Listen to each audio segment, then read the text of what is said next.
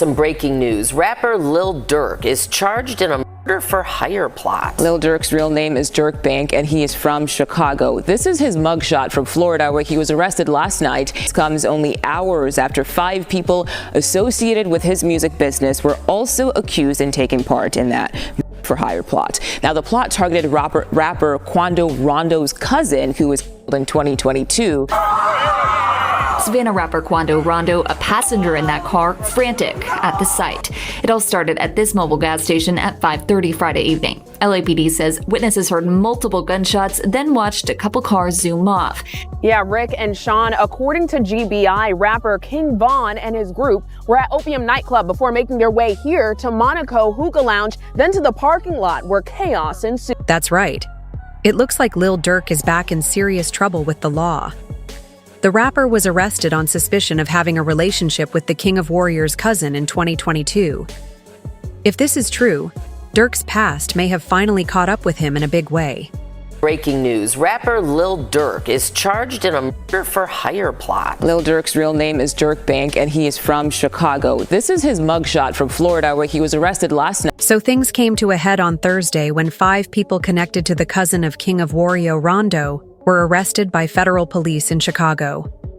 Kayvon London Grant, DeAndre Dell Wilson, David Keith Jones, E. Brian Lindsay, ASA Houston, and others are now being charged with a wide range of major crimes, from planning to commit murder to having weapons on them. He is from Chicago. This is his mugshot from Florida, where he was arrested last night and is being held without bond. This comes only hours after 5 people associated with his music business were also accused. Prosecutors believe these 5 suspects are connected to Lil Durk's OTF crew, and their case points to some incriminating evidence. They say flights and rental cars for these men were booked using an OTF-linked credit card and even suggest an unnamed OTF member tempted people with big music opportunities for anyone willing to go after Quando Rondo. For a bit of background, this all goes back to August 19, 2022, when Quando Rondo and his entourage were ambushed at a Beverly Grove gas station in Los Angeles around 5:30 p.m. Quando managed to walk away unscathed, but sadly his cousin Savi Aya Robinson lost his life in the attack. Savannah rapper Quando Rondo, a passenger in that car, frantic at the sight. It all started at this mobile gas station at 5:30 Friday evening. LAPD says witnesses heard multiple gunshots, then watched a couple cars zoom off. Enforcement suspects. The hit was a direct response to King Von's death, a close friend of Durk's, who was shot by someone from Quando Rondo's crew after a fight broke out outside an Atlanta club back in 2020. Charges against V's. Accused shooter Timothy LOL. The leaks of information about Tim were eventually dropped, which many people think may have inspired Durk to take matters into his own hands. Now Durk has had his fair share of legal problems over the years, but King Von's death seemed to be the start of an even darker chapter for him. In 2019, he and Vow were charged with attempted murder in Atlanta for allegedly shooting at and robbing a man. The charges were eventually dropped in 2022, keeping Durk out of jail at the time, but it didn't last long. The latest twist is that all of this trouble came from an anonymous insider who leaked some serious insider information. This source, choosing to stay anonymous and speaking through a middleman for safety, claims Durk's tough public image is more of a front. Behind the scenes, he's really scared of getting into more trouble with the law. These leaked facts show a side of Durk that's rarely seen, a side that might have a lot more to lose than he lets on. And he told me he was scared to get locked up in prison. The man's got 6 kids. Why wouldn't he be? Anyways, for those of you who don't know Durk too well, here's some recap.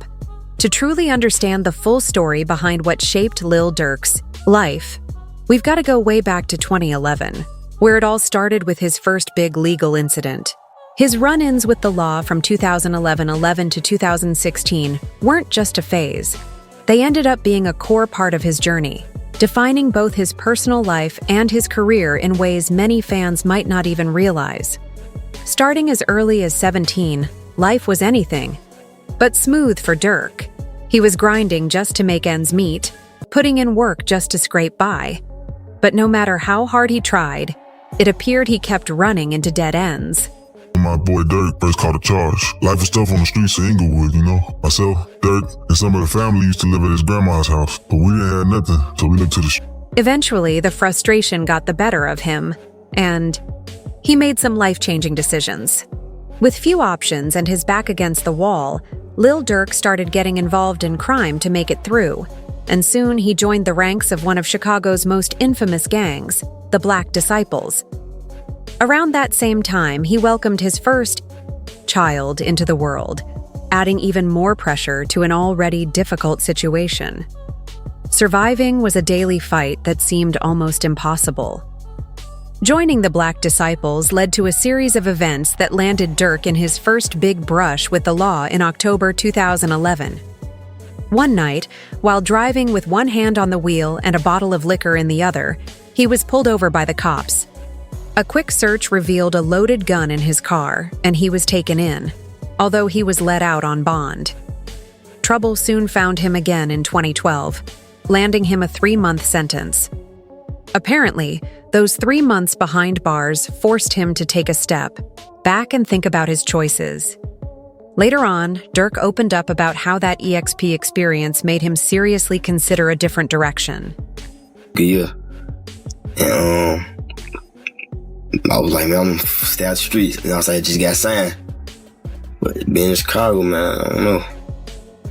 Wrong place, wrong time. Determined to make a fresh start, he turned to rap, using social media platforms like YouTube to put himself out there and start building a following.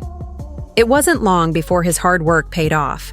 His early singles, Sneak Dissing, and I'm AITA, started gaining TR action, catching the attention of big names like Chief Keef and French Montana. His career quickly started taking off, and his music began spreading from Chicago to bigger audiences. By 2013, he'd already dropped 4 mixtapes, with the buzz around him leading to a partnership between his collective, Only the Family, and DeJam Recordings. His 2013 mixtape even got major recognition from Rolling Stone, who ranked it as one of the year's best. But just as things seemed to be on the upswing, he got into trouble again. This time he was caught with a loaded .4 weapon as a felon on South Green Street in Chicago. He posted a $0,000 bond, and his lawyer presented 9 affidavits from witnesses attesting to his innocence. Luckily, one witness even stepped up to claim the gun, helping him sidestep further trouble. It's no surprise that all these experiences played a big role in molding Durk into the artist he is today.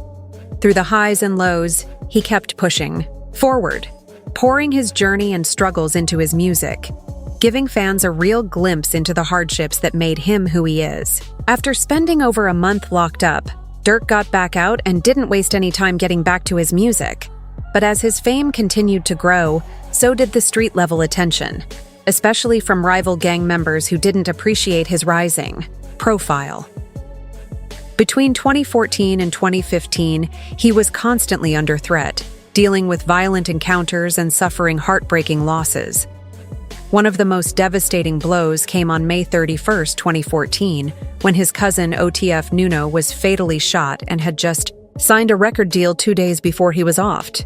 He tried to escape the ambush by driving off, but sadly crashed into a storefront, losing his life at only 21 years old. Beat the charge, and he hit the studio. Bro wasn't slowing down at all. He got so good in the rap game that our ops started coming for the family. Determined to keep moving forward that same year, XXL named him as one of their freshman class of 2014. A recognition that seemed to signal a better future, but his challenges didn't stop there. In 2015, he faced another gut-wrenching loss when his close friend and manager OTF Chino was offed. Chino wasn't just a boss to Durk, he was family.